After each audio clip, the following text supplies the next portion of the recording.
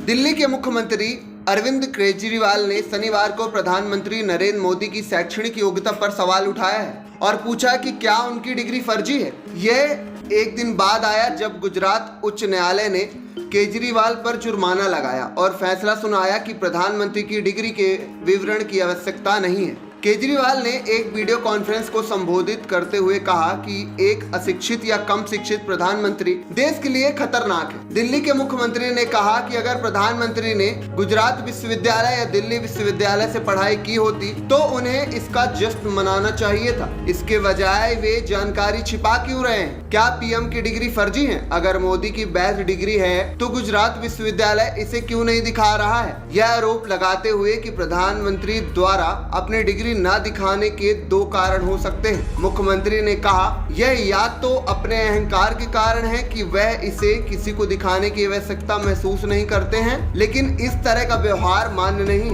लोकतंत्र में दूसरा सवाल यह उठता है कि डिग्री नकली हो सकती है। दिल्ली के सीएम ने आरोप लगाया है कि जिन लोगों को पीएम मोदी की शैक्षणिक योग्यता के बारे में जानने का अधिकार है वे गुजरात उच्च न्यायालय के फैसले में स्तब्ध हैं। केजरीवाल ने कहा कि हाई कोर्ट के आदेश से पूरा देश स्तब्ध है क्योंकि लोकतंत्र में सूचना मांगने और सवाल पूछने की आजादी होनी चाहिए। उन्होंने आरोप लगाया कि उच्च न्यायालय के आदेश ने प्रधानमंत्री की शिक्षा पर संदेह बढ़ा दिया है। हालांकि उन्होंने यह भी कहा है कि अनपढ़ होना अपराध या पाप नहीं, क्योंकि देश में इतनी गरीबी है कि हम में से कई परिवारों में वित्तीय स्थिति के कारण औपचारिक शिक्षा प्राप्त करने की स्थिति में नहीं है। उन्होंने कहा कि आजादी के 75 साल बाद भी इस तरह की गरीबी देश को पीड़ित कर रही है। केजरीवाल ने मोदी की शिक्षा पर अपने सवाल पर जोर देते हुए कहा कि देश के शीर्ष प्रबंधक होने के बाद से यह सवाल अनिवार्य हो गया है। मोदी को विज्ञान और